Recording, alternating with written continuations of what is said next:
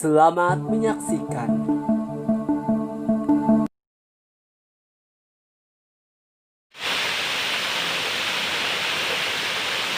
Halo, good morning and apa kabar anak-anak Mister Yudi di kelas 6? Mister Yudi berharap semua anak-anak tetap sehat, tetap semangat untuk mengikuti proses pembelajaran meskipun masih dari rumah dan gurunya juga masih mengajar melalui video pembelajaran daring. Nah, hari ini kita akan masuk pada pelajaran pendidikan agama Kristen dan budi pekerti, yaitu di bab 2 dengan tema besarnya adalah beribadahlah sebab Tuhan itu baik.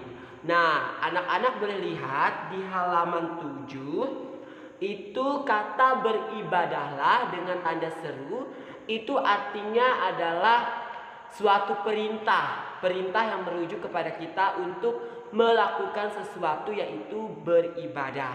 Nah, kemarin di pelajaran 1 Mister membahas tentang arti dari ibadah yang sejati. Ibadah yang sejati bukan hanya kita rutin ke gereja, tetapi bagaimana kita lebih memberikan hidup kita, perkataan kita, pikiran kita, dan tindakan kita untuk menyenangkan hati Allah dan menjadi berkat bagi orang lain. Nah, anak-anak, untuk mendukung pembelajaran kalian, nanti kalian boleh membaca cerita di halaman 7 sampai halaman 8. Itu ada cerita tentang seorang pria ya. Nanti kalian boleh baca dan kalian cermati sendiri. Apa sih maksud, tujuan, atau apa yang kita bisa pelajari dari cerita tersebut. Hari ini kita akan berbicara tentang makna dari beribadahlah sebab Tuhan itu baik. Nah, kita harus tahu bahwa Tuhan itu sangat baik dalam kehidupan kita sebagai manusia biasa. Tuhan sudah memberikan banyak sekali apa yang kita punya saat ini. Ingat, itu bukan hasil dari usaha kita, tetapi mutlak itu adalah bukti dari Tuhan mengasihi kita. Nah, nanti anak-anak boleh membaca dalam ulangan ya, kitab Ulangan pasal 10 ayat 12 sampai 22 dan Mazmur pasal 100. Itu ada di halaman 9 juga penjelasannya tentang bagaimana Allah mengasihi umat Israel. Nah, ingat, umat Israel itu adalah umat yang dikasihi Allah, umat yang disayang oleh Allah, umat pilihan Allah. Meskipun umat Israel ini kadang keras kepala, kadang mereka selalu berbuat kesalahan, kadang mereka tidak mengindahkan Tuhan, tetapi Tuhan tetap sayang kepada mereka. Nah, meskipun demikian, kita sebagai manusia biasa kita jangan seperti umat Israel yang selalu mungkin kadang berbuat salah. Kita harus tahu bahwa kita adalah milik kepunyaan Allah. Oleh sebab itu, untuk mendukung setiap apa yang kita lakukan dalam kehidupan kita, kita harus mengutamakan Allah. Beribadahlah, kata Allah, merujuk pada kita harus melakukan tindakan ibadah kita itu dalam kehidupan kita sehari-hari. Jangan kita datang ke gereja, kebaktian, dan setelah itu kita lupa apa yang harus kita lakukan.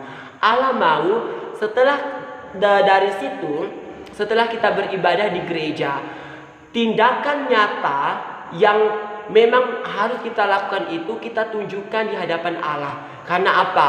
Karena Allah mau supaya sebagai orang yang sudah dikasihi Allah, orang yang sudah dipilih Allah, orang yang disayang Allah, kita harus melakukan perbuatan-perbuatan yang menyenangkan hati Allah. Dalam kitab Ulangan mengatakan bahwa beribadah kepada Tuhan dengan segenap hatimu dan dengan segenap jiwamu.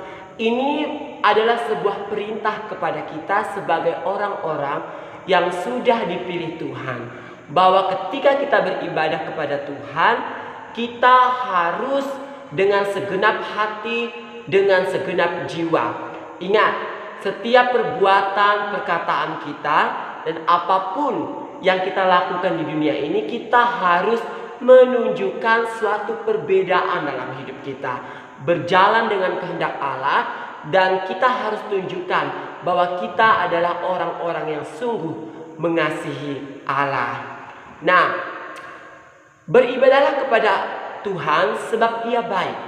Begitu banyak kebaikan yang sudah Tuhan lakukan dalam kehidupan kita. Hari ini kita bisa belajar di rumah, ya. Itu juga merupakan kebaikan Tuhan, karena di luar sana masih banyak anak-anak yang tidak bisa belajar seperti yang kita lakukan saat ini. Kita punya orang tua yang mengasihi kita. Kita punya sesuatu yang bisa kita makan, kita punya sesuatu yang bisa kita minum, sesuatu yang menyehatkan. Kita harus bersyukur kepada Tuhan. Kemudian dalam Mazmur 100 itu ada ayat-ayat yang ditulis oleh Mazmur Daud. Itu adalah sebuah ungkapan dari Mazmur Daud bahwa ketika orang beribadah kepada Tuhan, orang itu akan dijaga oleh Tuhan. Tuhan itu adalah pelindung. Ia seperti seorang gembala yang tidak pernah meninggalkan domba-dombanya. Seperti Tuhan menjaga kita saat ini. Tuhan selalu melindungi kita, dan Dia selalu menjaga kita dari hal-hal yang tidak baik. Jadi kita harus bersyukur kepada Tuhan, karena Tuhan itu selalu menyertai setiap perjalanan hidup kita.